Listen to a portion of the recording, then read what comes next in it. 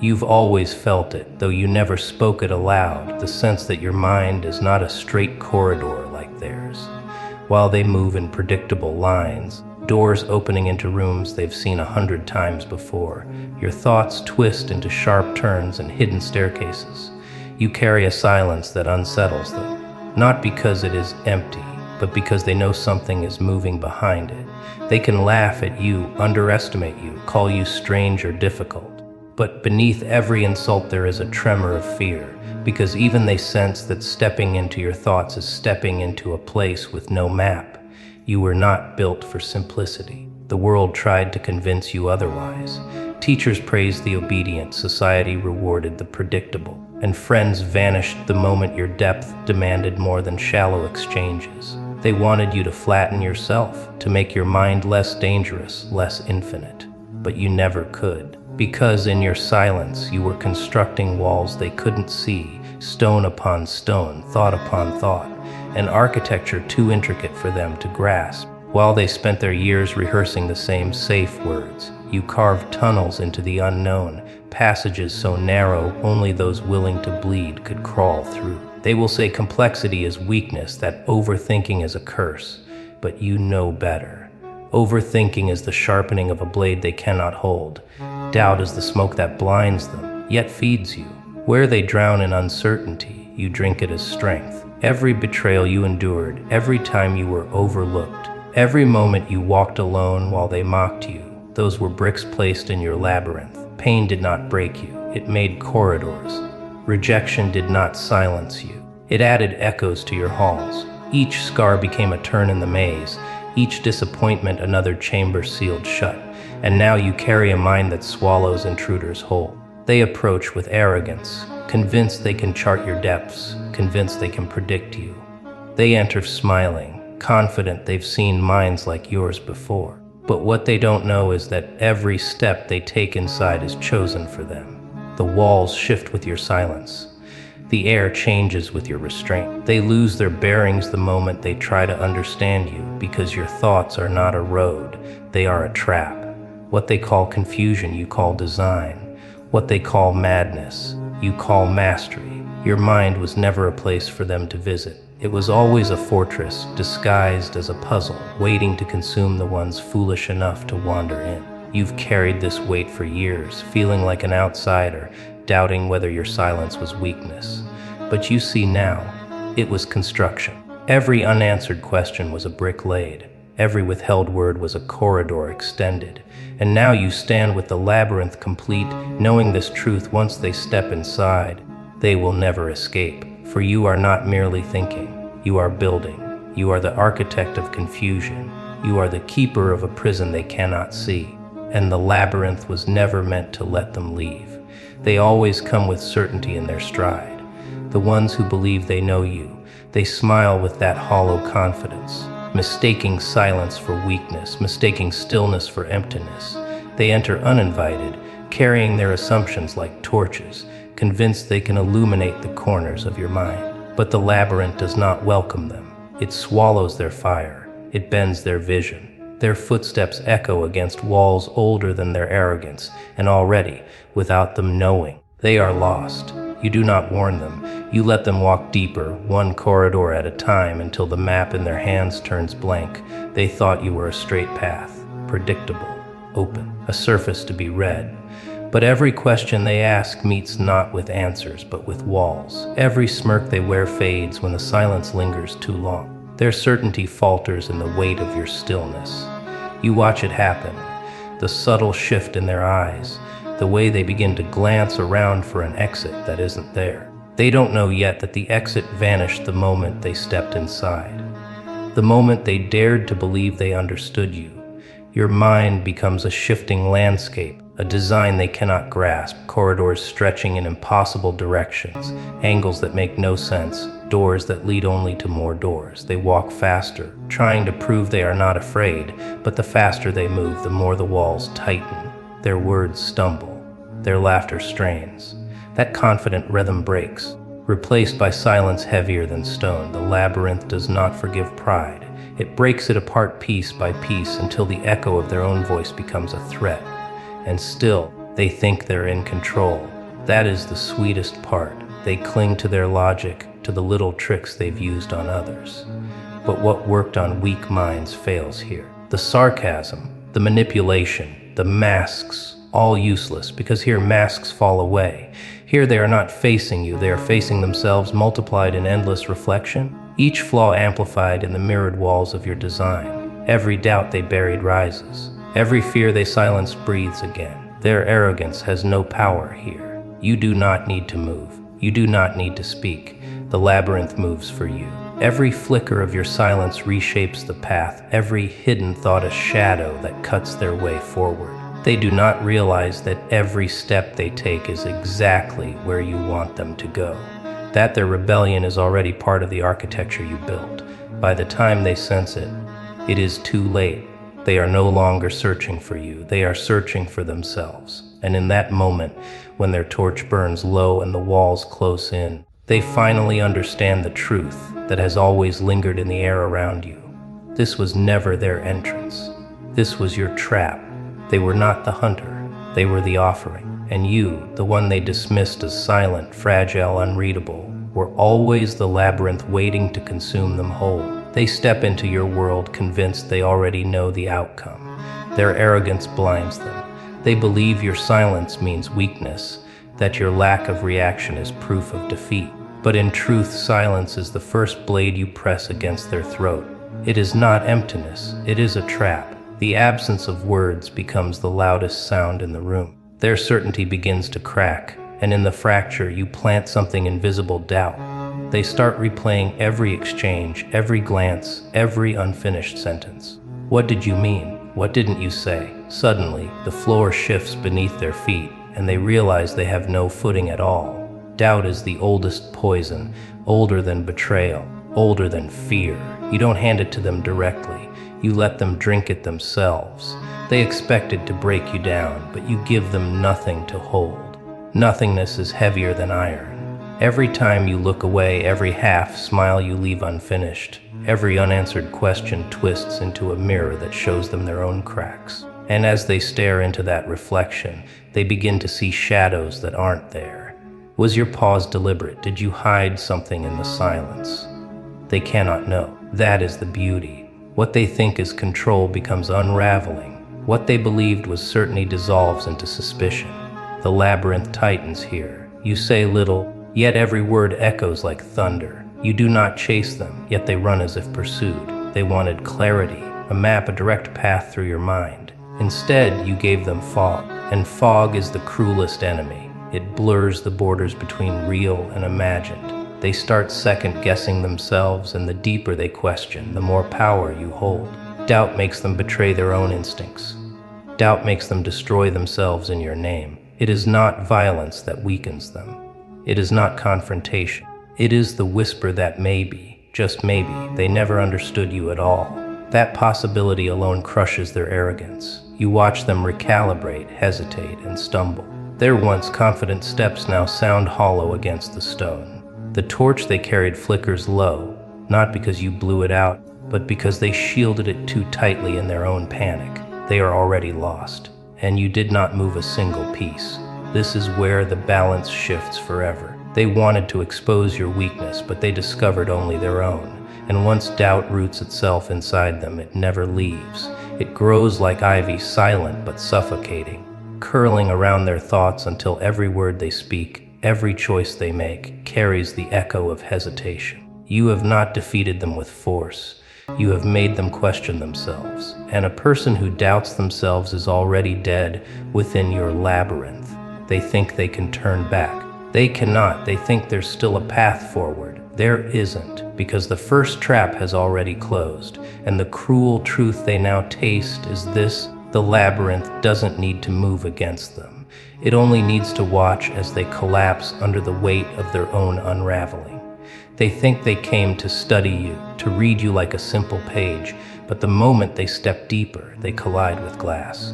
Not the kind that reflects truth, but the kind that multiplies it. Every wall becomes a mirror, and every mirror shows them something they never wanted to face. Their confidence flickers, because it is not your image staring back at them. It is their own, twisted, fractured, replayed in infinite copies. They don't see you at all. They see the lies they told themselves, the masks they wore, the fragility they buried beneath arrogance. You don't even need to move. Your silence turns the reflection into a blade sharper than anything you could speak. They reach for control, but the mirrors answer with a cruel trick.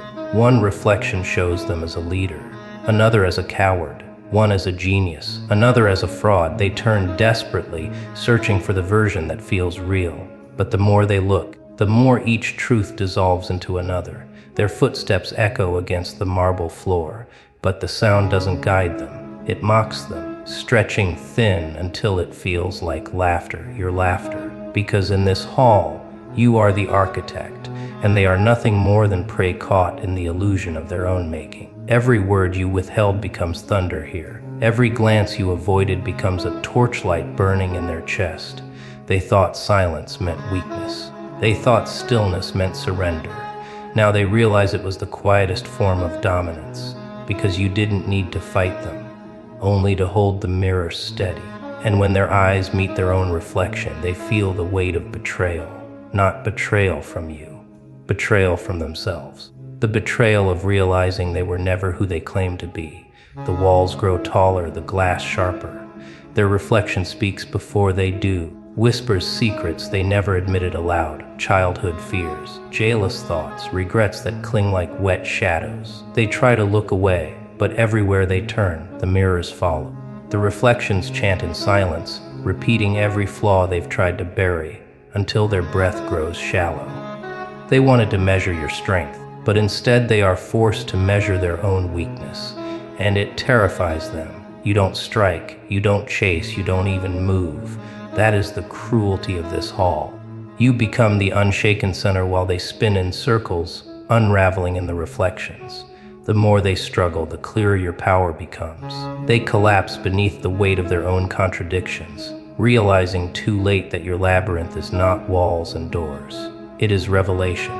You are not their enemy. You are their mirror. And nothing is deadlier than being forced to face the version of themselves they spent their whole life running from. They came searching for victory, but all they found was themselves. And that is the one opponent they will never defeat. They thought your silence meant emptiness. They mistook the absence of noise for the absence of thought. But when they stepped deeper, when the torches flickered against the walls of your mind, they saw it. Patterns carved in the stone, not random scratches, but deliberate architecture. Every corridor had meaning. Every turn had weight. They expected chaos, a wild storm of broken pieces. Instead, they found design symmetry, a structure older than their own fears. You built this place not to keep yourself safe, but to keep them lost. And now, the air grows heavier with the realization that nothing in you was ever accidental. They see symbols etched into the walls, spirals that repeat like ancient scripts, numbers hidden in the cracks, the same shape reappearing again and again until the repetition drills into their skull. They recognize none of it, yet feel the truth in every mark.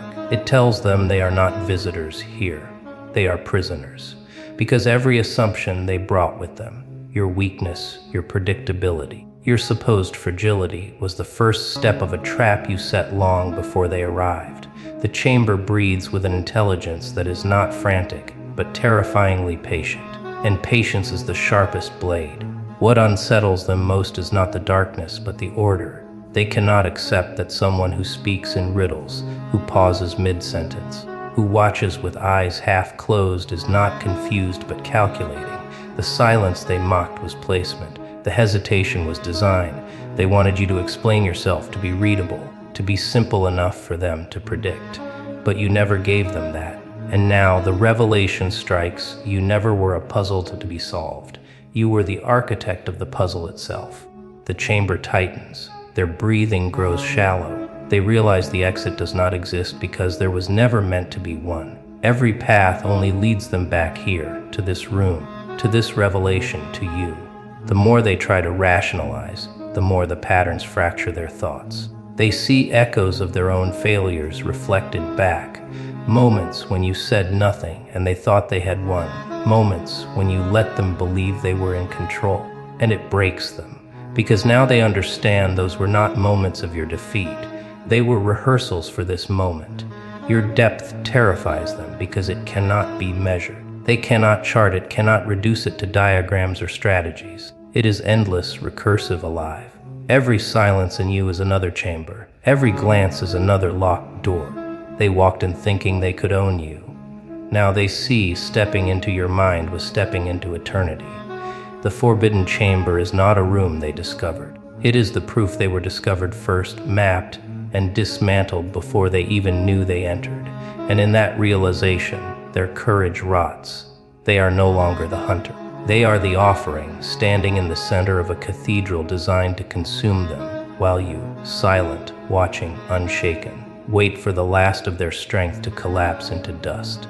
They thought they could keep their balance inside your world. At first, they stepped with arrogance, certain that logic and confidence would carry them through the corridors of your silence. But silence was the first blade. It cut deeper than words, carving cracks in their certainty.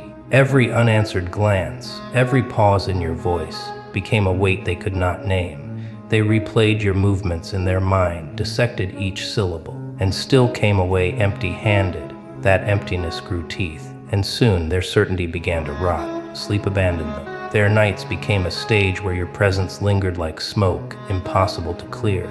They sat upright in the dark, haunted by questions with no answers, hearing your voice where no voice should be.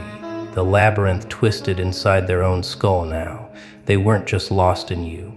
They were lost in themselves. The walls they once leaned on for strength collapsed, and the floor beneath them shifted like sand.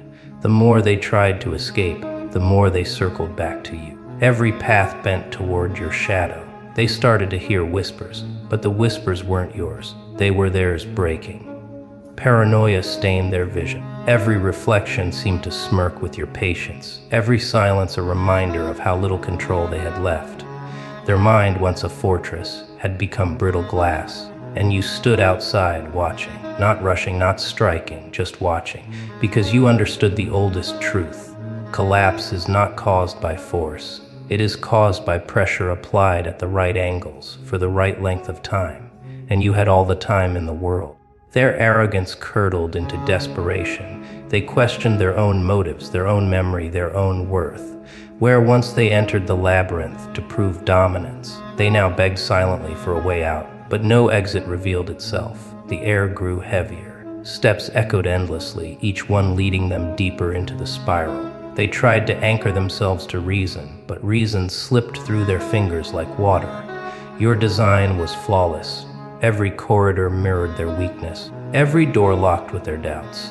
They were no longer chasing you. They were fleeing themselves. And as their mind fractured, you remained untouched, calm, centered, watching the slow unraveling with the quiet certainty of someone who has already seen the ending. You did not need to raise your voice.